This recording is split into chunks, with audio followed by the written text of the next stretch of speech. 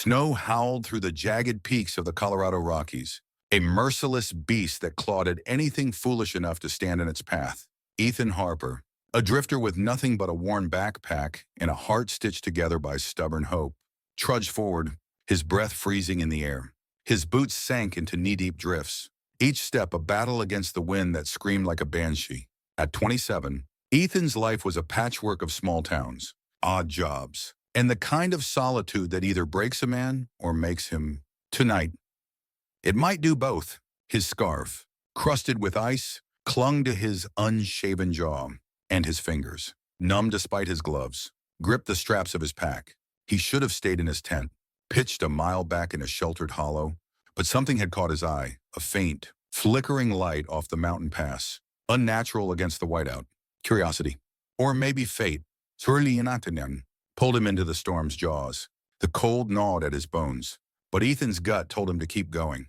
He wasn't a hero, hell, he'd never even been good at sticking around. But abandoning whatever was out there felt wrong, like turning his back on a cry for help. His hazel eyes, squinted against the blizzard, locked onto the shape ahead. A car flipped on its side, half swallowed by snow. One headlight pulsed weakly, a dying star in the chaos. His heart slammed against his ribs, adrenaline cutting through the fog of exhaustion.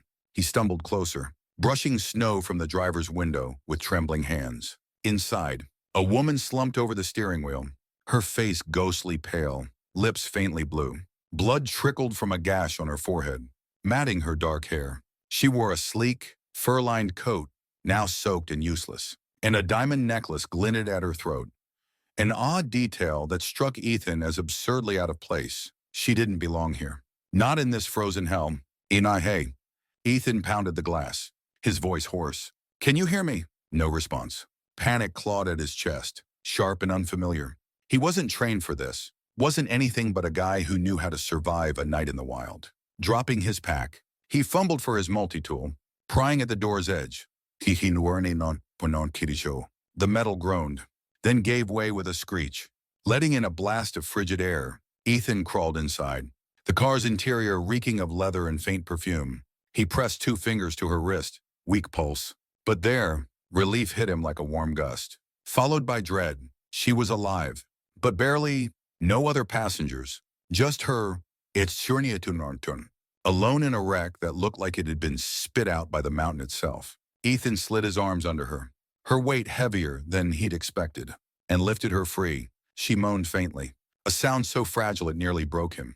Her head lolled against his chest as he staggered into the storm, snow stinging his face like needles. The tent was his only shot, half a mile downhill, tucked between 2 ridges. His legs burned. His lungs screamed, but he didn't stop. The cold was a living thing, sinking its teeth deeper with every step, whispering that he'd fail, that she'd die in his arms. Ethan grit his teeth, defiance flaring in his gut. Not tonight, he muttered. To her or himself, he wasn't sure. When he reached the tent, his hands shook so badly he nearly tore the flap. Inside, the air was barely above freezing, warmed by a tiny stove flickering on its last scraps of fuel. He laid her on his sleeping bag, her body limp as a rag doll. Her face, even bruised and pale, was striking. High cheekbones, long lashes, the kind of beauty that didn't fade under dirt or blood. Ethan stripped off her wet coat, his fingers clumsy, and wrapped her in every dry blanket he had, plus his own jacket. He rubbed her hands, her arms, willing warmth back into her. Come on, he whispered, his voice cracking. Stay with me. Her eyelids fluttered. Just a flicker, and she mumbled something, maybe cold, so faint it might have been the wind. Ethan's chest tightened. He didn't know her name, didn't know anything. But the thought of her slipping away felt like losing something he hadn't even realized he'd found. He dug into his emergency kit, pulling out chemical heat packs, activating them with a snap. He tucked them against her core, her neck, under her arms. The stove sputtered, and he fed it the last of his twigs. Praying it'd hold, she was still shivering, her breath shallow. Ethan hesitated, then unzipped his coat and slid into the sleeping bag beside her, wrapping his arms around her trembling frame. His heart pounded, not from fear now, but from the raw intimacy of it, the weight of her life in his hands. You're safe, he murmured, his lips near her ear, more to convince himself than her. "I've got you." Outside, the storm raged, a howling beast. But inside, Ethan clung to her, his warmth the only shield between her and the dark. Hours bled together, the night stretching into an endless vigil. Ethan checked her pulse, her breathing, her color. He went at a warn, his own exhaustion a dull ache he ignored. She stirred sometimes, faint murmurs, but never woke. He melted snow for water, dampening her lips, rationing his own supply. The storm didn't let up, sealing them in a cocoon of snow and silence. Ethan couldn't help but study her, her delicate features, the diamond necklace that seemed to mock their situation. Who was she? Why was she out here, alone on a road no one used in winter? Questions piled up, but answers didn't matter. Not now. All that mattered was keeping her alive. In the dead of night, her eyes opened. Just for a moment, they were green, vivid even in the dim stove light, and they locked onto his with a clarity that stole his breath. "You saved me," she whispered, her voice a thread. Ethan's throat tightened. "Yeah," he said softly, "but you've got to keep fighting. I'm not letting you go." Her lips parted. Then her eyes closed again, and she sank back into sleep. Ethan held her closer, a strange warmth blooming in his chest, not from the heat packs, but from something deeper, something he didn't dare name. Dawn broke, weak and gray, the storm finally fading. Ethan crouched by the stove, boiling water, when her voice, soft, hoarse, cut through the quiet. "Where am I?" He turned, relief flooding him. She was awake, her green eyes clearer now, though confusion clouded them. "You're safe," he said, handing her a tin cup of warm water. "I'm Ethan. Found you in your car. Flipped over in the snow. You've been out for almost 2 days." She blinked, taking the cup with trembling hands. Her fingers brushed his, and Ethan felt a jolt, like static. "I'm Lily," she said after a pause, her voice fragile but growing steadier. "I was driving. There was a deer. I think, I swerved." She frowned, piecing it together. The car rolled. Ethan nodded. "Storm knocked out signals. Couldn't call for help. You were in bad shape. Fever. The works." Lily looked down at the layers of blankets. His jacket. Heiress. Her own coat folded nearby. Her fingers touched the bruise on her forehead, wincing. "You stayed with me. The whole time. Didn't have much choice," Ethan said, shrugging, though his eyes softened. "Couldn't leave you out there." Lily's gaze lingered on him, something unreadable flickering in her expression. Gratitude. Maybe, or something heavier. "Thank you," she said, and the weight of those words hit Ethan harder than he expected. He brushed it off with a grin. "Just glad you're okay." For the next 2 days, they were trapped by snow too deep to move through. Ethan shared his meager supplies, canned chili, granola bars, a handful of dried apples, making sure Lily ate first. He taught her how to warm her hands without burning them, cracked dumb jokes about the weather to coax a smile from her. Her laugh, soft at first, grew warmer. And Ethan felt a pull he couldn't shake. Lily was quiet about herself, offering only vague snippets. She'd been on a work trip, she said, but didn't elaborate. Ethan didn't push.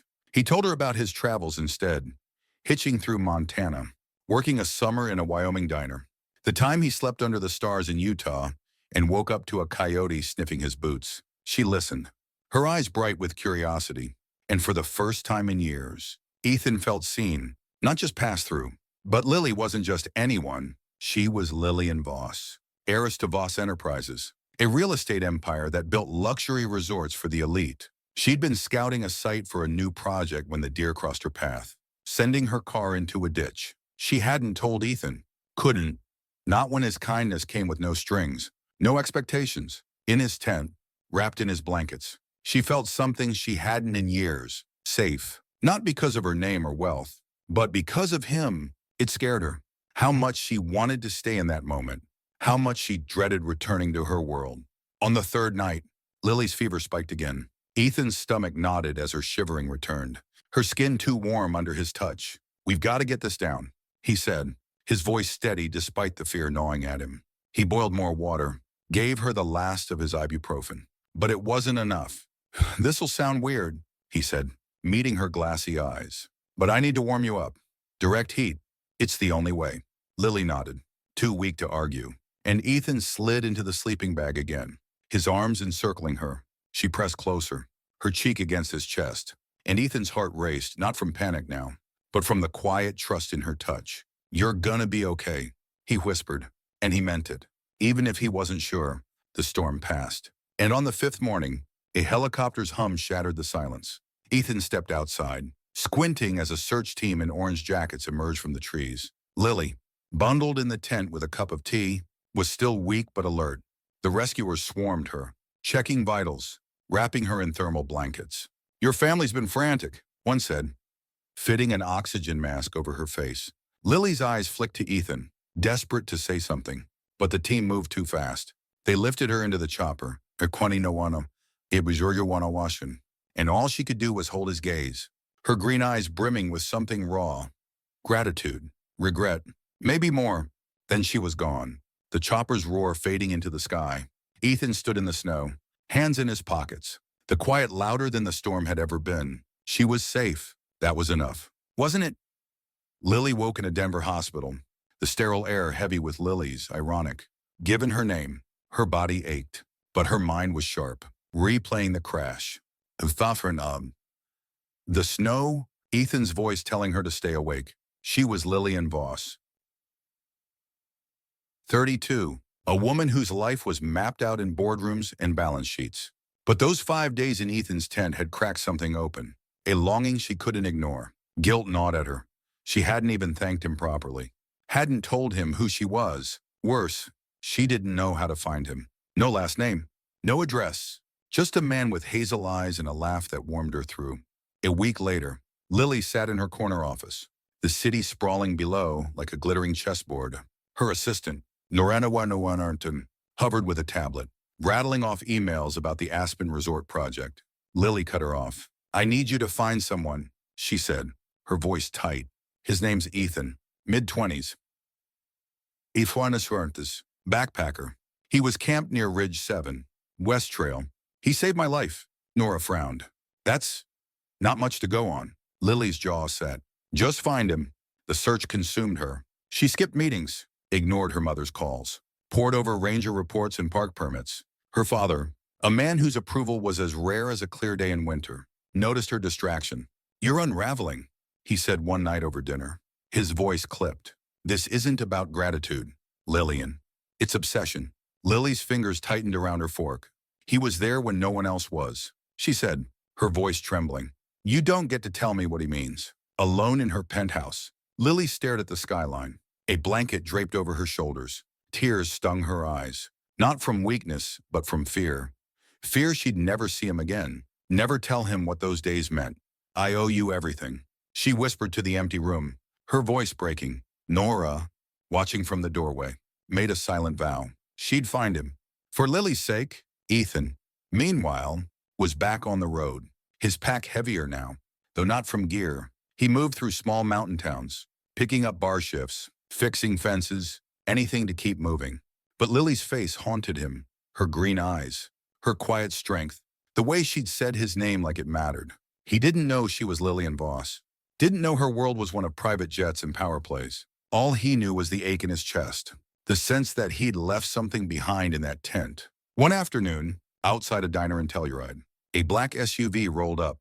2 men in suits stepped out, their eyes cold. "Ethan," one said. Not a question. Ethan stiffened, wiping grease from his hands. "Who's asking?" The man handed him an envelope, thick with cash. "A thank you," he said. For what you did." Ethan opened it, then snapped it shut. "Who sent this?" The man's smile didn't reach his eyes. "Someone grateful. But her world's complicated. You don't belong in it." Ethan's jaw clenched. "Tell them to keep their money," he said, tossing the envelope back. "And stay the hell out of my life."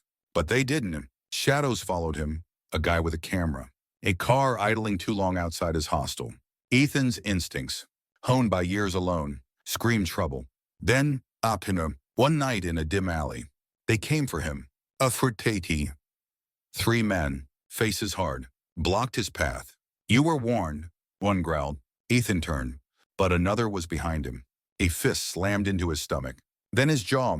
He hit the ground, blood sharp on his tongue, gravel biting his palms. You think you're good enough for her, one sneered. Yanking him up, Ethan swung, landed a hit. But they were too many, too fast. Tires screeched. A silver car skidded to a stop, and Lily leapt out, her voice ablade. Stop. The men froze as she ran to Ethan, dropping to her knees, her hands cupped his bruised face, her green eyes blazing with fear and fury. Ethan, Suriname Normanson, she whispered, trembling. I found you. She turned on the men, her voice lethal. Touch him again, and I'll burn your world to the ground. They backed off, melting into the dark. Ethan coughed, staring at her. Lily, Subwananawan, she nodded, tears spilling. I'm so sorry. I didn't know they'd do this. I've been looking everywhere. Ethan let her pull him into her arms, her warmth anchoring him. You're Ikone, he said, piecing it together, the money. The 10. The men, her world. Lily's voice broke. I should have told you. I'm Lillian Voss. But none of that matters. You saved me. Ethan, der fury you earned down. In every way that counts. Snow began to fall, soft and heavy, and Ethan felt something shift. Fear giving way to something solid. Real. Winning. You're here now, he said, his voice rough. That's enough. Lily's world wasn't his, but she didn't want it without him. Her family raged. Her mother called it a scandal. Her father a betrayal. The media swarmed, splashing their story across headlines. Homer Voss Heiress falls for drifter. Succantuan. Lily stood firm, her love for Ethan louder than their disapproval. She stepped back from Voss Enterprises, redirecting her wealth to a dream she and Ethan shared. A network of eco-lodges, built with local communities, preserving the Rockies' wild heart. Ethan, once a wanderer, found purpose beside her, teaching kids to read the stars, guiding families through trails he'd walked alone. One winter night, in a cabin they'd built together, Lily sat by the fire, pregnant with their first child.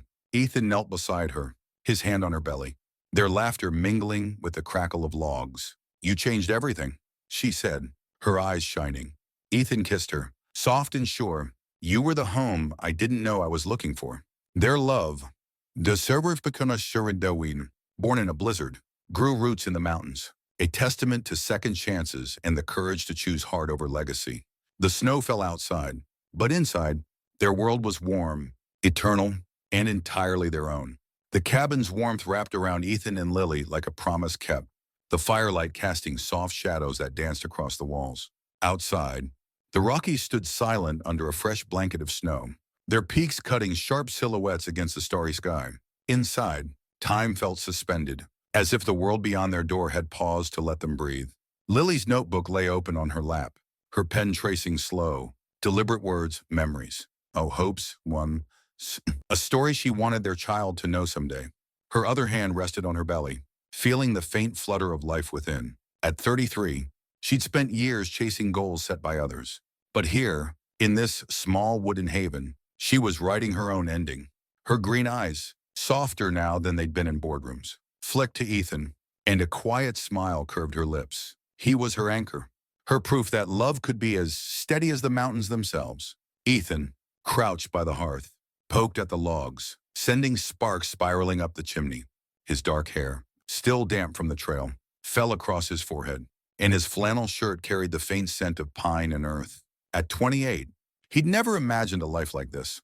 One place, one person, one future. He'd always been a leaf on the wind, drifting where the road took him.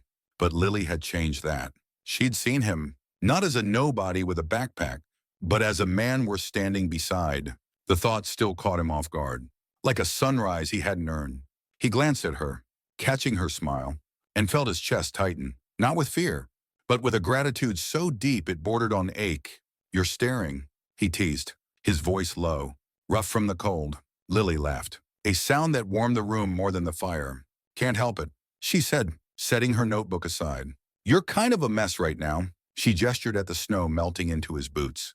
The dirt smudged on his cheek. Ethan grinned, wiping his face with the back of his hand, smearing the dirt worse. Better, he asked, and she shook her head, her laughter spilling over. It was moments like these, small, unguarded, that made Ethan believe in forever.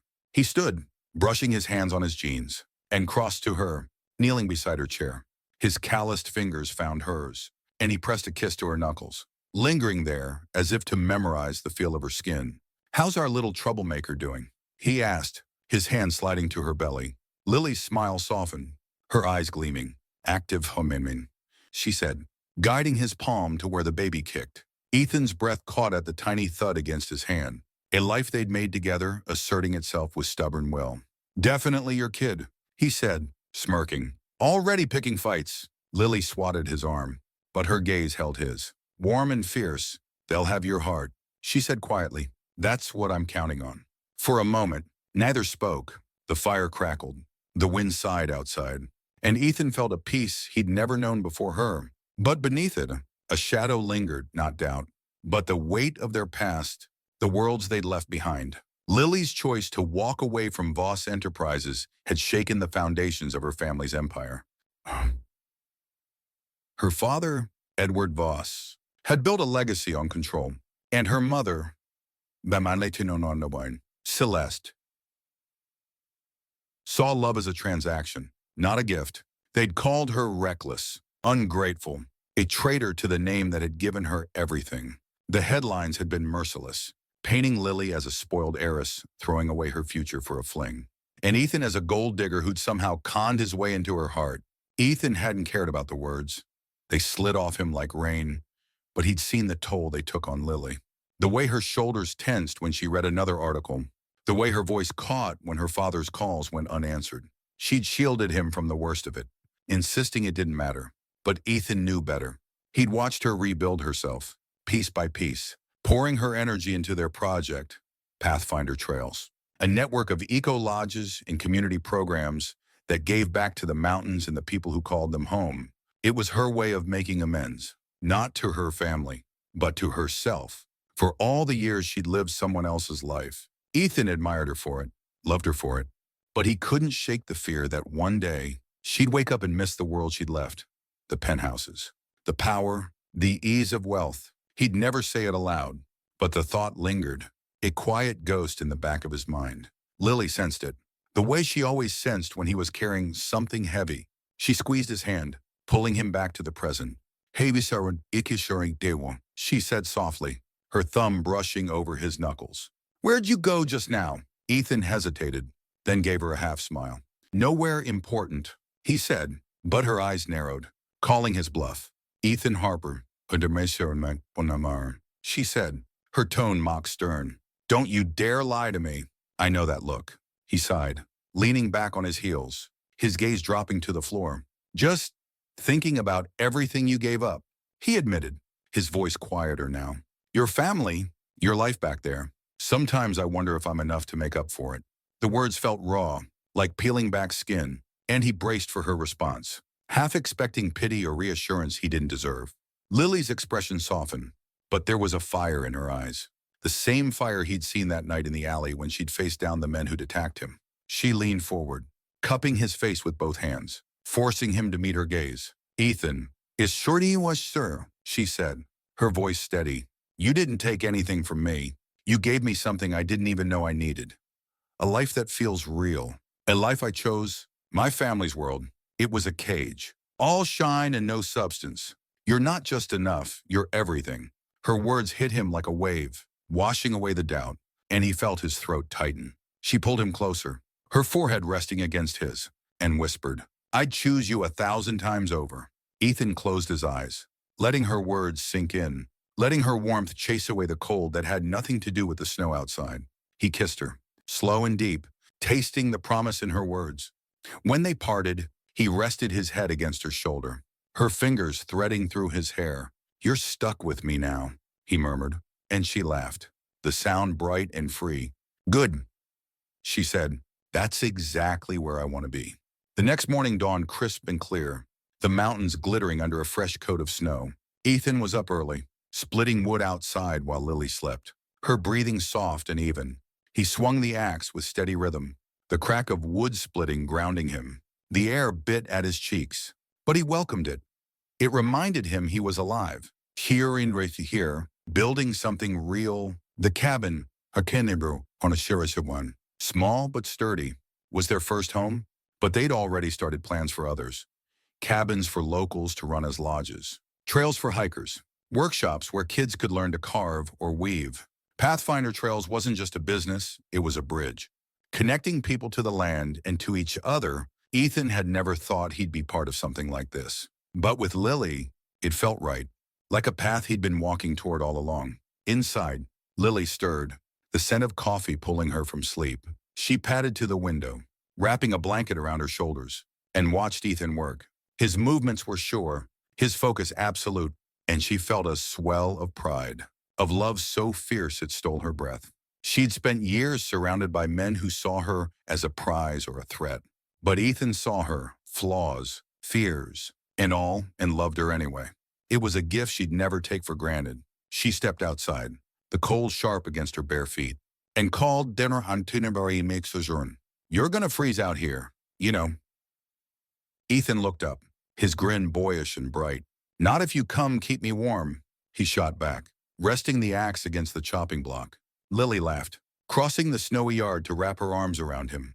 He smelled of wood smoke and sweat, and she buried her face in his chest, letting his heartbeat steady her. You're ridiculous, she mumbled, but her smile gave her away. Ridiculous in yours, he said, kissing the top of her head. They stood there, wrapped in each other, the mountains watching like old friends. But the moment was fleeting. A distant rumble broke the quiet, an SUV, black and sleek, winding up the narrow road to their cabin. Ethan tensed, his arm tightening around Lily. They'd had visitors before, reporters sniffing for a story, locals curious about the heiress in her drifter. But something about this felt different, heavier. The SUV stopped, and a man stepped out, his coat too pristine for the mountains. He was older, maybe 60, with silver hair and eyes that cut like glass. Lily's breath caught. Dad, she whispered, her voice barely audible. Edward Voss didn't smile, didn't wave. Der far Wayne, he just stood there, hands in his pockets, staring at his daughter like she was a puzzle he couldn't solve. Ethan felt Lily's hand tighten in his, and he squeezed back, his silent promise. Tushtuning. I'm here, February or whatever was coming.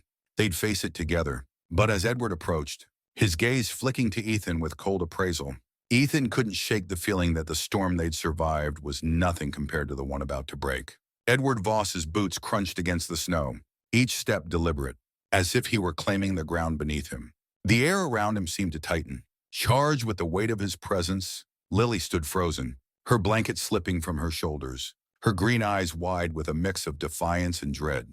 Ethan felt her tremble, not from the cold, but from the man who'd shaped her life with expectations sharper than any blade. Edward stopped a few feet away, his gaze sweeping over the cabin, the woodpile, Ethan's axe still leaning against the block, his lips pressed into a thin line, disapproval etched into every line of his face. Lillian, he said, his voice smooth but laced with steel. This is where you've been hiding. Lily's jaw tightened, but she didn't flinch. I'm not hiding, she said, her voice steady despite the storm brewing in her chest. This is my home. The word felt like a shield, one she'd forged with Ethan over months of sweat and dreams. But Edward's eyes flicked to Ethan, and the shield seemed to waver. Ethan stood taller, his hands still clasped in Lily's, his hazel eyes meeting Edward's without backing down. He'd faced worse than a rich man's stare. Blizzards, hunger, nights when the world felt too big to carry. But this was different. This wasn't just about him, it was about Lily. Their life, the fragile roots they'd planted here. Edward's gaze lingered on Ethan, sizing him up like a ledger entry. And you, he said, his tone clipped. Must be the hero. The word dripped with condescension, as if Ethan's act of saving Lily was a stunt, not a sacrifice. Ethan's stomach twisted, but he kept his voice even. Just Ethan, he said. No hero. Just a guy who did what needed doing. Edward's lips twitched. Not quite a smile. More like a predator baring teeth. Admirable, he said, but the word felt like a slap. Though I wonder if you understand what you've stumbled into. Lily stepped forward, her hand slipping from Ethan's to plant itself on her hip, her belly a gentle curve under her sweater. Enough. Dadden, she said, her voice sharp now, cutting through the cold. If you're here to lecture, save it. I made my choice. Edward's eyes softened for a fraction of a second. A flicker of something, regret, maybe, before hardening again.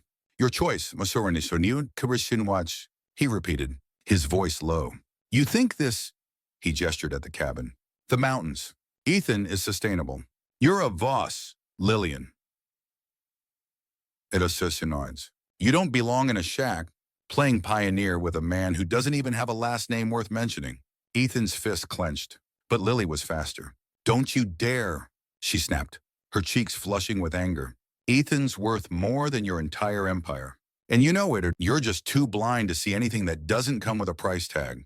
Her words hung in the air, raw and unyielding. And for the first time, Edward looked taken aback, like a general facing a mutiny he hadn't anticipated. Ethan's heart swelled with pride, but worry gnawed at him too. Lily was fighting for them, but at what cost? Edward recovered quickly, his composure sliding back into place like armor. I'm not here to fight, he said, raising a hand as if to calm her, though his eyes stayed cold. I'm here because you're my daughter, and I won't let you throw away everything we've built for this. He glanced at Ethan again, then back to Lily, his voice softening just enough to sound sincere. Come back. Alfredton, Nahor, Lillian, step into your role again. You can still have your project, your little trails, fund it properly. From the boardroom, where you belong. You don't need to live like this to prove a point. Lily's laugh was bitter, sharp enough to cut. You think this is about proving a point, she said, her voice trembling with emotion. This is my life. On. This is where I'm happy, happier than I ever was in your world. Signing contracts and smiling for cameras. I'm not going back. She placed a hand on her belly. Instinctive, protective. And Edward's eyes followed the motion, his expression unreadable. And I'm building something here, she continued, softer now. Something real, for my family. The word family landed like a stone. Edward's face tightened, and Ethan felt the air shift, heavy with unspoken history. He didn't know the full story of Lily's life before the storm, but he'd pieced together enough. A childhood of nannies in private schools, a mother who valued appearances over affection, a father who saw his daughter as an extension of his legacy. Ethan had no legacy to offer, no name that carried weight, but he had his hands, his heart, and a stubborn belief that Lily deserved better than a life she didn't choose. Edward took a step closer, his voice dropping to a near whisper, meant for Lily alone. But Ethan heard every word. You're carrying my grandchild, he said, his tone almost pleading. Do you really think this is the life they deserve? Scraping by in the middle of nowhere. With him. He didn't look at Ethan this time, but the dismissal stung all the same. Lily's eyes glistened, not with tears, but with a fire Ethan knew well. They'll grow up knowing love, she said, her voice fierce. And the short sound turn. That's more than you ever gave me. The silence that followed was deafening, broken only by the faint creak of snow settling on the roof. Edward's shoulders sagged, just slightly, and for a moment, Ethan saw not a titan of industry, but a man grappling with a loss he didn't understand. Then Edward straightened, his mask back in place. You'll regret this, he said, his voice flat. Not today, maybe not tomorrow, but you will. He turned to leave, then paused, glancing back at Ethan. Take care of her, he said. Not a request, but a command. Ethan met his gaze, unflinching. Always, he said, and meant it. Edward climbed into the SUV without another word, the engine roaring to life as it pulled away, leaving only tire tracks in the snow. Lily stood motionless, her breath visible in the cold, her hands trembling at her sides. Ethan stepped behind her, wrapping his arms around her, his chin resting on her shoulder. You okay? He asked, his voice gentle. She leaned into him, her body relaxing against his warmth. I will be, she said, her voice quiet but sure. He's wrong, Ethan. This is where I belong. He kissed her temple, his heart steady now. Damn right, he murmured, and she turned in his arms, her lips finding his in a kiss that felt like defiance, like home. They stood there. This hurts her return, snow dusting their hair, until the cold drove them inside. The fire was low, but Ethan stoked it back to life, and Lily curled up in her chair, her notebook forgotten for now. They didn't talk about Edward. Didn't need to. His shadow would linger. But it couldn't touch what they'd built. Days turned to weeks, and winter tightened its grip on the mountains. Pathfinder trails grew, not in headlines, but in small, meaningful ways. A new lodge opened, run by a local couple who'd lost their farm to debt. A school program launched, teaching kids about the land their ancestors had stewarded for centuries. Lily poured her heart into it, her wealth a tool now, not a chain. She mentored women in the villages, listened to their stories, helped them start businesses weaving baskets or guiding tours. Ethan Windheight, once a loner, found himself at the center of it all, teaching survival skills to teens who reminded him of himself. Restless, searching, needing someone to believe in them. He didn't have Lily's polish or her knack for numbers, but he had stories, ferny, patience, and a quiet strength that drew people to him. But Edward's visit had left ripples. Lily's mother, Celesto, called one evening, her voice icy through the satellite phone. "You're embarrassing us," she said, not bothering with pleasantries. "The board's questioning your judgment. Lillian, investors are pulling out. Is that what you want?" Lily gripped the receiver, her knuckles white. "What I want," she said, "is to live without your strings attached." She hung up before Celeste could respond, but the call left her shaken, her confidence fraying at the edges. Ethan found her later, staring out the window, her arms wrapped around herself. "They'll never stop," she whispered, her voice small. "They think I'm ruining everything." Ethan pulled her close, his hands steady on her shoulders. "You're building something better," he said. "They can't see it because they're too busy counting their own shadows. But I see it. Lily, the Russian. I see Rashum." She buried her face in his chest, her tears soaking his shirt. And he held her until the doubt ebbed away. He didn't have answers, didn't have wealth or influence, but he had this, his belief in her, unwavering, like the mountains outside their door. Spring came slowly, the snow melting into streams that carved new paths through the valleys. Lily's belly grew, and with it, a quiet joy that softened the edges of their struggles. They'd faced storms before, literal and otherwise, and they'd face more. But as Ethan watched Lily laugh with a group of kids planting wildflowers along a trail, her hair glowing in the sunlight, he knew they'd already won the only fight that mattered. They had each other, Imarajuricum, their dream, and a future they'd write together, one step at a time. One evening, as the first stars appeared, Ethan took Lily's hand and led her to a clearing near the cabin. The air was warm, scented with pine and earth, and fireflies blinked in the dusk. He'd been planning this for weeks, carving the moment out of their chaotic days. He dropped to one knee, pulling a small wooden box from his pocket. Inside was a ring, not silver or gold, but polished cedar, etched with a tiny mountain ridge. Their mountain, Drosenianonemon, Horti. Lily's breath caught, her eyes shimmering. "I didn't think I'd ever find home," Ethan said, his voice rough with emotion. "Then I found you, in the middle of a blizzard. And everything changed. You're my heart, Lily, my reason. Will you marry me?" Her answer was a sob and a laugh, her arms wrapping around him as she knelt too, their foreheads touching. "Yes, she whispered. "Always yes." The mountain stood witness, silent and eternal, as two souls promised forever. Their love a fire no storm could extinguish. The clearing glowed under the fading light, fireflies weaving golden threads through the dusk. Lily clung to Ethan, her tears warm against his neck, her laughter a melody that seemed to hush the forest itself. The cedar ring felt alive on her finger, its weight grounding her in a way no diamond ever could. Ethan's arms were steady, his breath uneven with the raw relief of her yes. At that moment, the world beyond the clearing, the media's noise, her family's disapproval, the weight of their past melted away. There was only them, two hearts tangled in a promise as old as the mountains around them. Lily pulled back just enough to look at him, her green eyes sparkling with joy and a fierceness that took his breath away. "You're stuck with me now.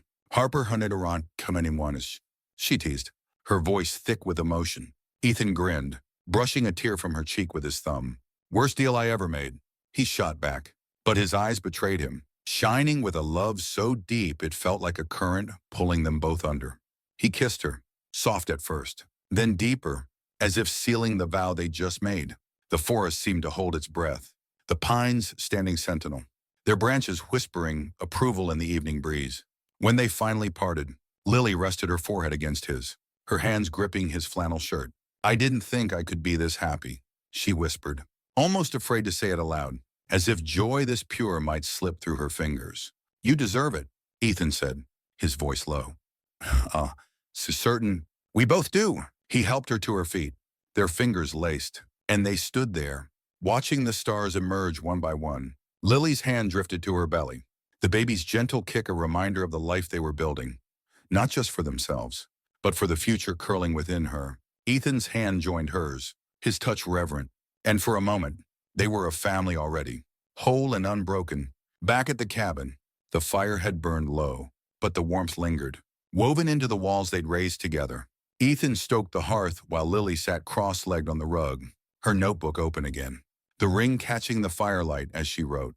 She wasn't just chronicling their story now. She was dreaming forward, sketching ideas for Pathfinder trails, for their wedding, for the child who'd soon join them. Ethan watched her from the corner of his eye, marveling at the woman who'd faced a blizzard, a dynasty, and her own fears, and still chose him. He didn't have words for it. Not really, just a quiet awe that settled deep in his bones. The next morning, news of their engagement spread like wildfire through the small mountain communities. Not because of tabloids, Lily had learned to dodge those, but because of the people they'd come to know. The lodge owners, the kids in Ethan's survival classes, the women who wove with Lily under the shade of ancient oaks. By noon, their porch was piled with gifts, hand-knit blankets, jars of wildflower honey, a tiny carved bear for the baby, a note from Maria, the lodge manager. The Kasvich read simply, "You two are proof love wins." Lily read it aloud, her voice catching, and Ethan pulled her close, his own throat tight. "Guess we're not so bad at this," he murmured, and she laughed, swatting him with the note. But the world outside their mountains wasn't as kind. Lily's engagement to the drifter reignited the media storm. Headlines screaming across screens. "I went for Voss Heiress to wed nobody. Spurred Renaissance and Lillian's rebellion. Love or lunacy." Paparazzi camped at the base of their road, their lenses glinting like vultures' eyes. Ethan hated it, the invasion, the way they twisted Lily's choice into a scandal. But he hated more how it dimmed her light. Even for a moment, she'd smile through it, shrug off the articles, but he saw the tension in her shoulders, the way her fingers lingered on her phone before she set it down. One evening, as they sat by the fire, Lily's phone buzzed with a voicemail from her mother. Celeste's voice was sharp, cutting through the cabin's quiet. "Lillian, Imena, Mountain. This is madness. You're throwing away your future for a man who can't even afford a suit for your wedding? Call me when you come to your senses." Lily deleted it without a word, but her hands shook, and Ethan saw the hurt in her eyes before she could hide it. He knelt beside her, taking her hands in his. "She's wrong," he said, his voice fierce. "You're not throwing anything away. You're choosing what matters." Lily nodded, but her smile was fragile. "I know," she said, her voice soft, "but it still stings. She's my mom." "Ethan, I keep hoping she'll see me. Really see me, but—" She trailed off, and Ethan pulled her into his arms, letting her words dissolve into the crackle of the fire. "She doesn't get to define you," he said. "Not anymore." Lily clung to him, her breath steadying, and he held her until the hurt felt smaller, manageable. The wedding planning became their refuge, a way to shut out the noise. They didn't want a grand affair, no ballrooms or caviar, no guest list of strangers. They chose a meadow near their first lodge, where wildflowers bloomed in summer and the mountains stood like witnesses. Maria and her husband offered to host, their lodge glowing with lanterns and laughter. Ethan carved their initials into a cedar arch, his hands steady but his heart racing. Knowing it'd stand long after they were gone, Lily wove her own bouquet, her fingers deft despite her growing belly, and picked a simple dress from a local seamstress and cream linen that moved like water as summer faded into fall. The meadow came alive with their vision. Friends, real ones, not society climbers, helped string lights and set tables with mismatched plates. Kids from Ethan's classes ran wild, chasing fireflies as the sun dipped low. Lily, now 8 months pregnant, glowed with a quiet strength, her laughter brighter than the lanterns. Ethan couldn't take his eyes off her, even when she caught him staring and stuck out her tongue. "You're hopeless," she teased, and he grinned, pulling her close. "Hopelessly yours," he said, and meant it. The day before the wedding, a package arrived, no return address, just a sleek black box. Inside was a pearl necklace, elegant and cold, with a note in Celeste's handwriting. "Ahamim, wear this tomorrow. It's the least you can do for the family." Lily stared at it, her stomach twisting. Ethan watched her, silent, letting her decide. She closed the box and set it aside. "I don't need it," she said, her voice firm. "I've got everything I need right here." Ethan kissed her forehead, pride swelling in his chest. She wasn't just choosing him, she was choosing herself. The wedding dawn broke golden. The meadow bathed in light. Ethan stood under the cedar arch, his boots polished but his heart bare. His flannel swapped for a simple vest Maria had insisted on. The crowd was small, lodge owners, rangers, kids who called Ethan coach. But it felt like the world. When Lily appeared, walking barefoot through the grass, her dress catching the breeze, Ethan forgot how to breathe. Her hair was loose, wildflowers tucked into the strands, and her smile was a promise, a vow before words were spoken. She carried no pearls, only the cedar ring on her finger and the love in her eyes. Maria's husband, a former pastor, spoke simply, his words weaving their story: snow, courage, a love that defied odds. Ethan took Lily's hands, his voice steady despite the lump in his throat. "I was lost until you," he said. "You're my home, my heart, my always. I'll walk any path with you, no matter how rough, because it's ours." Lily's tears fell freely, her voice trembling but sure. "You saw me when I was invisible," she said. "You gave me a life I didn't know I could have. I choose you, Ethan, today and forever." They sealed it with a kiss, the crowd's cheers rising like a wave. The kids threw wildflower petals, laughing as they stuck to Ethan's hair. The night unfolded in a blur of music, campfire stories, and dances under the stars. Lily, radiant despite her belly, spun with Ethan until they were breathless, her laughter the sweetest sound he'd ever heard. For one night, the world was theirs, no headlines, no judgments, just love, raw and real. Fall gave way to winter, and with it, their daughter arrived. They named her Juniper. After the trees that thrived in the harshest winters, she came on a snowy night, her cries fierce and strong, and Ethan held Lily's hand through every moment, his heart splitting open with awe. When he first cradled Juniper, her tiny fingers curling around his, he felt a love so vast it scared him, not because it was fragile, but because it was eternal. The cabin became a new kind of home, filled with Juniper's gurgles, Lily's lullabies, and Ethan's quiet promises to be the father he'd never had. Pathfinder trails grew too, lodges spreading to new valleys, schools opening in forgotten towns. Lily's wealth funded it, but her heart shaped it, and Ethan's hands built it, brick by brick. They didn't erase their past. Lily's family still loomed, distant but present. Ethan's wanderlust still stirred, a faint echo, but they faced it together. Their love a compass that never failed. One evening, as snow fell soft and steady, Lily sat nursing Juniper, her eyes on Ethan as he carved a tiny horse for their daughter. The firelight danced across his face, and she felt a gratitude so deep it bordered on prayer. "We made it," she said, her voice barely above a whisper. Ethan looked up, his smile soft. "Sure, yeah, he said, "and we're just getting started." Their story wasn't a fairy tale, not with its scars and storms, but it was theirs, forged in snow, tempered by choice, and bound by a love that turned a drifter and an heiress into a family. Rooted forever in the mountains they called home, winter settled over the Rockies like a quilt, softening the edges of the world outside the cabin. Inside, the air hummed with the quiet rhythm of their new life. Juniper slept in a cradle Ethan had carved, her tiny chest rising and falling under a knit blanket gifted by a neighbor. The fire crackled low, casting a warm glow across the room where Lily sat, her notebook open but untouched, her green eyes tracing the lines of Ethan's face as he whittled. He was working on a toy horse for Juniper, his knife moving with a precision that belied the softness in his expression.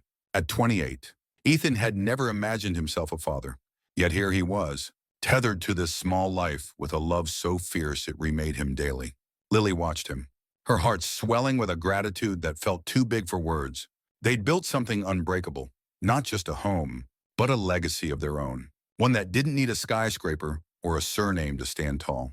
Juniper stirred, a soft whimper breaking the silence, and Ethan was up before Lily could move. His knife set aside with care, he lifted their daughter, her tiny body fitting perfectly in the crook of his arm, and rocked her gently, murmuring nonsense that sounded like poetry. "You're gonna wake the whole mountain with that noise. Junebug," he whispered, his grin lopsided. Lily laughed, her voice warm with exhaustion. "She's got your lungs," she teased. Tucking her legs beneath her, Ethan shot her a mock glare, but his eyes sparkled. And when Juniper settled, he pressed a kiss to her forehead before laying her back down. The tenderness of it, the way he moved with such quiet certainty, made Lily's chest ache. She'd spent years in a world of calculated gestures, but Ethan's love was instinct, raw and real. She rose, crossing to him, and slipped her arms around his waist, resting her cheek against his back. He smelled of cedar and smoke, and she felt the steady beat of his heart under her touch. "You're good at this," she murmured, her voice muffled by his shirt. Ethan turned, pulling her close, his hands settling on her hips. "At what?" he asked, though his smile said he knew. "At being hers," Lily said, nodding toward Juniper. "At being mine." Ethan's expression softened, and he leaned down, kissing her slow and deep. The kind of kiss that carried a decade's worth of promises. "You make it easy," he said, his voice rough with feeling. But easy wasn't the whole truth, and they both knew it. Juniper's arrival had brought joy, but it had also stretched them thin, sleepless nights, endless feedings, the constant juggle of their work with Pathfinder Trails. The project was thriving, with 3 new lodges opened in the past year and a scholarship program for local kids gaining traction. Lily handled the grants and partnerships, her business acumen undimmed by motherhood, while Ethan led trail crews and taught classes, his knack for connecting with people turning strangers into allies. They were a team, seamless in their shared vision. But the world outside their cabin didn't always play fair. The media hadn't let go. Ethan and Lily's wedding, small and heartfelt, had only fueled the headlines. "Muffin downturn. We Voss Heiress trades empire for rustic romance. To Russell in a foreign turn, Drifter's Gambit." How Ethan Harper won the prize. Paparazzi still lingered at the edges of their life, snapping photos when Lily visited town or Ethan guided a group through the trails. Social media churned with speculation. Some called their story inspiring, others a publicity stunt. Lily had learned to ignore it, but Ethan felt the sting more than he admitted. He'd never cared about his own name, but hearing it twisted into opportunist or nobody made him bristle. Not for himself, but for Lily, who'd fought so hard to choose him. Worse were the whispers from her family. Edward Voss had stayed silent since his visit, but Celeste's calls came like clockwork, each one a needle aimed at Lily's resolve. "You're wasting your potential," she'd said last week, her voice sharp through the phone. "Juniper deserves better than a shack and a father who can't provide." Lily had hung up, her hands shaking, but the words lingered, burrowing into her doubts. She didn't regret her choice. Ethan and Juniper were her world, but she wondered sometimes if she'd been selfish, pulling them into a life that demanded so much grit. Ethan sensed it, the way her smile faltered after those calls, and he'd hold her tighter, his silence a shield until she was ready to talk. One morning, as snow dusted the cabin's roof, a letter arrived, no email, no call, just a cream envelope with the Voss Enterprises seal. Lily stared at it on the kitchen table, her coffee growing cold. Ethan, bouncing Juniper on his knee, watched her ray, "We de conversation, sure," his jaw tight. "You don't have to open it," he said, his voice calm but edged with protectiveness. Lily shook her head, her fingers brushing the seal. "I need to know," she said, though her voice wavered. She slid it open, her eyes scanning the page, and Ethan saw her expression shift, surprise, then something heavier, like grief. "It's from Dad," she said, setting the letter down. "He's stepping down as CEO. Hindi. Health reasons. Sucker Surintham. Darani di. He wants me to come back. Take his place." Her voice was flat, but her eyes betrayed her, a storm of duty, guilt, and the life she'd walked away from. Ethan's stomach knotted. He'd always known her world was bigger than theirs, but the thought of losing her to it, even partly, felt like a punch he couldn't dodge. "What do you want to do?" he asked, keeping his tone steady, though his heart raced. Lily looked at Juniper, then at Ethan, her gaze softening. "I don't know," she admitted, her voice barely above a whisper. Part of me wants to say no, to keep this, us, untouched. But another part, it's my family. Ethan, I can't just pretend they don't exist. She paused, her fingers tracing the edge of the letter. If I could help, maybe fix some of the damage they've done with their projects. Make them sustainable. Wouldn't that be worth it? Ethan nodded, but his chest felt tight. He saw the good in her plan, the way she could bend her father's empire towards something better, like she'd done with Pathfinder trails. But he also saw the cost, the boardrooms that would swallow her time, the city that would pull her away, the whispers that would call her back to a life she'd fought to leave. He wanted to beg her to stay, to keep their world small and safe. But he loved her too much for that. Whatever you choose, he said, his voice low. I'm with you. Always. Lily reached for his hand, her grip fierce. I'm not going anywhere without you. Shui, she said, her eyes blazing with conviction. If I do this, it's on my terms. Our terms? Ethan squeezed her hand, relief mingling with fear. He believed her, but he knew the Voss world didn't bend easily, and he braced for the fight ahead. The decision wasn't immediate. Lily spent days weighing it, talking with Ethan over late-night coffee, sketching plans in her notebook. She called Nora, her old assistant, now running a nonprofit in Denver, and asked for advice. Nora Yesirinach, blunt as ever, Idwana went for an yerbi. Said, you can change the game, Lily, but don't let it change you. The words stuck, a compass for what came next. Lily drafted a proposal, not to take over as CEO, but to consult remotely, steering Voss Enterprises toward ethical projects while keeping her roots in the mountains. She'd fund Pathfinder trails with any profits, ensuring their dream grew stronger, not weaker. When she sent the letter, Ethan was there, Juniper asleep in his arms. You're sure where? He interwanaonon. His sasawawanum.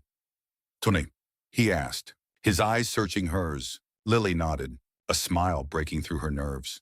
I'm not running back, she said. I'm rewriting the rules. Ethan kissed her, his pride outweighing his worry, at least for now. They didn't hear back for weeks, and life moved on. Juniper's first smile, a new lodge opening. Ethan teaching a kid to tie a knot that wouldn't slip. The silence from Voss Enterprises felt like freedom, until it didn't. One spring day, as wildflowers bloomed along the trails, a car pulled up, not Edward's SUV, but a sleek sedan with tinted windows. Out stepped Celeste, her heels sinking into the mud, her face a mask of disdain. Lily, planting seeds with a group of kids, froze, her spade clattering to the ground. Ethan, nearby, set down his tools, his body tensing like a coiled spring. Celeste didn't greet them, didn't look at Juniper babbling in a sling against Lily's chest. We need to talk, Shreem, she said, her voice cutting through the laughter around them. Lily stood, wiping dirt from her hands, her heart pounding but her gaze steady. Then talk, she said, not moving an inch. Celeste's eyes flicked to Ethan, then back to Lily, and Ethan knew whatever came next would test them in ways the mountains never had. But as Lily's hand found his, her ring warm against his skin, he felt a certainty deeper than fear. They'd faced this like they'd faced everything else together. The air in the meadow thickened as Celeste Voss stood there, her tailored coat absurdly out of place among the wildflowers and dirt. Her platinum hair was pinned tight, her face a study in control, but her eyes, green like lilies, though colder, betrayed a flicker of unease. The kids planting seeds with Lily paused, sensing the shift, their giggles fading into curious stares. Ethan stepped closer to Lily, his hand brushing hers, a silent tether against the storm he knew was coming. Juniper Watin and Ryerson, Kemencho Maserwarswan, nestled in her sling, cooed softly, oblivious to the tension coiling around them. Lily's spine straightened, her jaw set, but Ethan saw the tremor in her fingers, the weight of facing her mother after months of silence. At 33, Lily had fought for her freedom, but Celeste's presence was a reminder of the cage she'd escaped, and the claws that still reached for her. Alone, Celeste added, her voice sharp, glancing at Ethan as if he were an intruder. Lily's eyes narrowed, and she shook her head, her voice calm but unyielding. Anything you have to say, you can say in front of Ethan. He's my family. The word landed like a stone, and Celeste's lips thinned, her composure wavering for a heartbeat. Ethan's chest tightened with pride, but he stayed quiet, letting Lily lead. He learned her strength wasn't just in standing tall, it was in choosing when to fight and when to hold ground. Right now, she was doing both. Celeste exhaled, a sound that carried years of frustration. Fine. Whinny, she said. Her tone clipped. Your father's worse than he's letting on. The doctors say it's his heart, too many years of stress. Too many cigars. Her voice was steady, but Ethan caught the faintest crack. A glimpse of vulnerability she'd never admit. Lily's hand tightened around his, her breath hitching. He's stepping down permanently. Celeste continued. And the board's in chaos. They want you back. Lillian Messontipinum, we airlines. Not as a consultant, not on your terms, as CEO. This isn't a request. It's your duty. Lily's face paled, but her eyes burned with a fire Ethan knew well. Data for to she repeated, her voice low. Dangerous. You mean the duty to prop up a name that's been strangling me since I was a kid? To smile for investors while you and Dad build resorts that destroy places like this? She gestured at the meadow. The kids now watching wide-eyed, the mountains standing silent behind them. I'm done with that. Mom, I've got a life here, a real one. Celeste's gaze flicked to Juniper, then to Ethan, and her expression hardened. A life for Roger Wisworthon, she said, her voice dripping with disdain. You call this a life? Raising a child in a shack, tied to a man who can't even… She stopped, catching herself. But the damage was done. Ethan's jaw clenched, his blood hot. But he didn't flinch. He'd heard worse, felt worse, and he wouldn't give her the satisfaction of a reaction. Lily Nunmeterinitry, though, Derainma, stepped forward, her voice ablade. Don't you dare finish that sentence, she said, her eyes blazing. Ethan's worth 10 of you, 10 of Dad, 10 of your whole world. He saved me. Not just from a crash, but from everything you tried to make me. So don't stand here and act like you know what's best.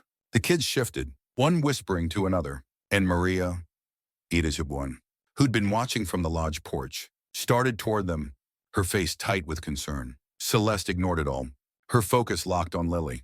You're throwing away everything, she said, her voice quieter now, almost pleading. Your father's dying, Lillian. He needs you. We need you. You can't just walk away from family. Lily's laugh was sharp, bitter, and it cut Ethan to hear it. Family, she said, her voice trembling with years of unspoken hurt. Where was family when I was a kid? Crying myself to sleep because you were too busy closing deals. Where was family when I was drowning in your expectations? Pretending I was fine. Ethan's my family. Juniper's my family. This… She swept her arm toward the meadow. The lodge. Isardu Wine's home. The people who'd become their community. This is my family. You don't get to claim me now because it suits you. Celeste's face froze, her eyes glistening for a moment before she blinked it away. Ethan watched, his heart heavy, not for her, but for Lily, who'd carried this pain longer than he'd known her. He wanted to pull her close, to shield her from the hurt. But she stood tall, her strength a force of its own. Maria reached them, her presence grounding, and she nodded at Lily, a silent offer of support. Everything okay here? Maria asked, her tone polite but firm, her eyes on Celeste. It's fine, Lily said, though her voice shook. She turned to Celeste, her expression softening, not with surrender but with resolve. I'm sorry about Dad, she said. I'll call him, I'll visit, but I'm not coming back. I've got my own path now, and it's here. If you can't accept that, that's on you.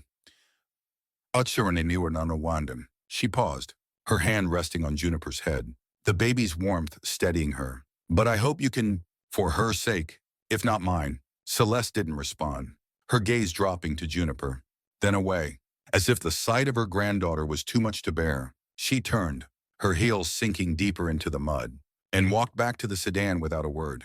The engine hummed, the car pulling away, leaving only silence and the faint scent of exhaust. Lily exhaled, her shoulders sagging, and Ethan wrapped his arms around her, Juniper between them. You did good, he whispered, his lips brushing her hair. Lily leaned into him, her breath uneven. I don't know if I did, she admitted, her voice small, but I meant it. Maria shooed the kids back to their planting, giving them privacy, and Ethan guided Lily to a bench near the lodge, sitting with her as the meadow hummed back to life. Juniper fussed, and Lily adjusted the sling, her hands steady despite the storm in her heart. She didn't even look at her, Lily said, her voice breaking. Not really. Ethan's throat tightened, and he took her hand, his thumb tracing the cedar ring. Her loss. We hatin, he said, his voice firm. June's got you. Me mama forty, and a whole damn mountain of people who love her. That's more than enough. Lily nodded, tears spilling, but she smiled through them, leaning her head on his shoulder. You always know what to say, she murmured, and Ethan chuckled, the sound easing the ache. Not always. She the wash. Wes, he said, just when it counts. They sat there, watching the kids laugh, the wildflowers sway, the mountains stand unmoved. Celeste's visit had left a bruise, but it couldn't break them. Not when their roots ran this deep. The call to Edward came that night, after Juniper was asleep, her cradle rocking gently by the fire. Lily sat on the couch, the satellite phone heavy in her hand, Ethan beside her, his presence a quiet strength. She dialed, her heart pounding, and when her father's voice answered, weaker than she remembered, but still his, she felt a pang of love and grief. Dad was shocked, she said, her voice soft. I heard about you stepping down. How are you or Tonesonon? Edward's reply was slow, measured, disheartened, but warmer than she'd expected. I've been better, he said, a faint chuckle breaking through. But I'm still here, the Lillian. Your mother told me she saw you today. Lily tensed, but he continued, his tone gentler. She's wrong, you know. About you, about your life. I didn't see it before. But I'm starting to. Lily's breath caught, tears stinging her eyes. They talked for an hour about his health, about Juniper, about the mountains. And when she hung up, she felt lighter. Not because he'd changed, but because she had. Ethan pulled her close, his arms a haven. You okay? He asked, his voice low. She nodded, smiling through the tears. She said, for the first time, you're a man of warn, sir. I think I really am. They fell asleep like that, tangled together, the fire's glow fading into dawn. Spring bloomed into summer, and Pathfinder trails grew stronger. Its lodge is now a beacon for travelers seeking more than luxury, connection, meaning. The pulse of the land. Lily and Ethan worked side by side, Juniper strapped to Ethan's chest as he led hikes, or giggling in Lily's lap as she met with artisans. The media frenzy faded, replaced by stories of their impact, small, true stories, told by locals, not headlines. Edward visited once, frail but curious, and held Juniper with a tenderness that surprised them all. Celeste stayed away, but Lily sent her photos anyway, a bridge she wasn't ready to burn. One evening, as summer waned, Ethan and Lily stood in their meadow, Juniper toddling between them, her tiny hands gripping their fingers. The stars were bright, the air warm, and Ethan felt a peace that ran deeper than words. We're doing it, Lily said, her voice soft, her eyes on their daughter. This life, it's ours. Ethan nodded, his heart full. Always will be, he said, and they walked on, together. We had the mountains whispering their story to the night. Summer lingered in the Rockies, painting the meadows with bursts of lupine and columbine, the air thick with the scent of warm earth and possibility.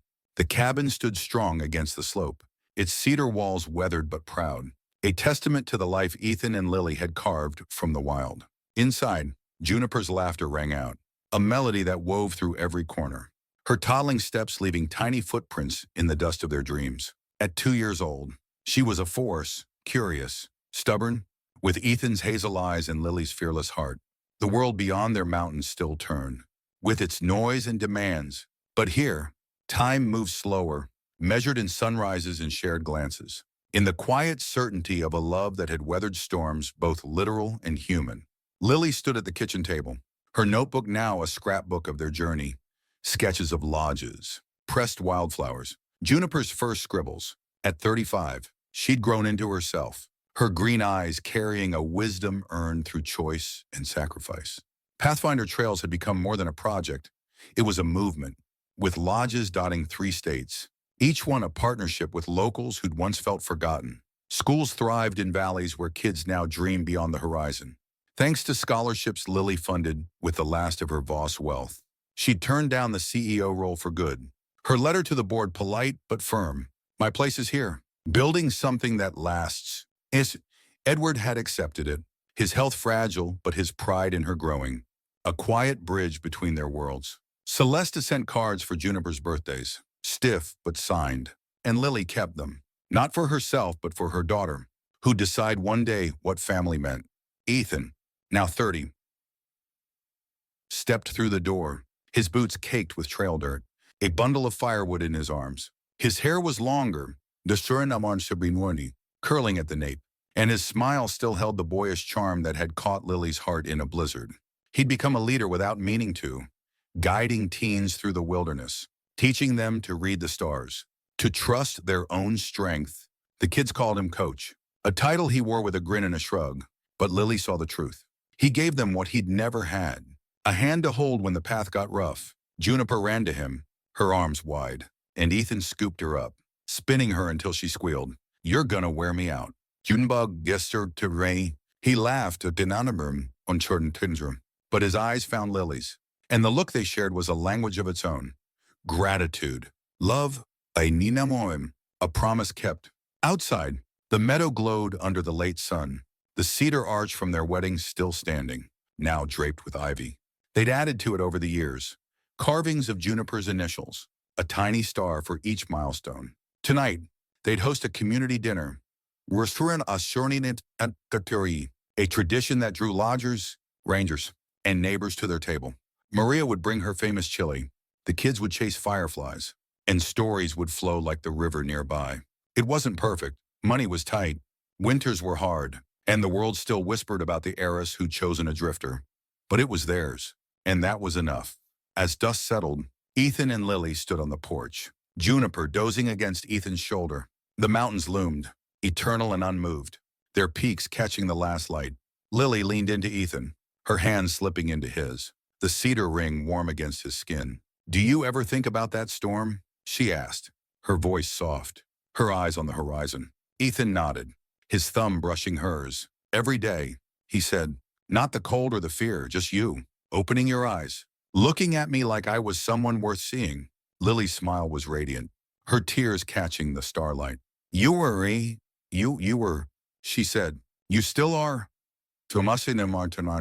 She turned to him, her hand resting on Juniper's back, their daughter's warmth binding them. "We made it, Ethan, through all of it." He kissed her, slow and sure, the kind of kiss that held a lifetime. "Yeah," he murmured, "and we're not done yet." They stepped inside, the fire waiting, the table set for the people they'd chosen as family. The mountains stood guard, whispering their story to the night, a story of snow and survival, of love that defied odds, of two souls who found home in each other. It wasn't a fairy tale, not with its scars and struggles, but it was true, and it was theirs, forever rooted in the wild heart of the Rockies. Hey there, folks. Wasn't that a journey? Ethan and Lily's story reminds us that love can bloom in the toughest storms, building something stronger than any empire. If their tale touched your heart, hit that like button, subscribe, who won, and ring the bell so you don't miss another story that pulls you in and doesn't let go. Welcome to Soul Stirring Stories, where every tale is a path home. See you next time.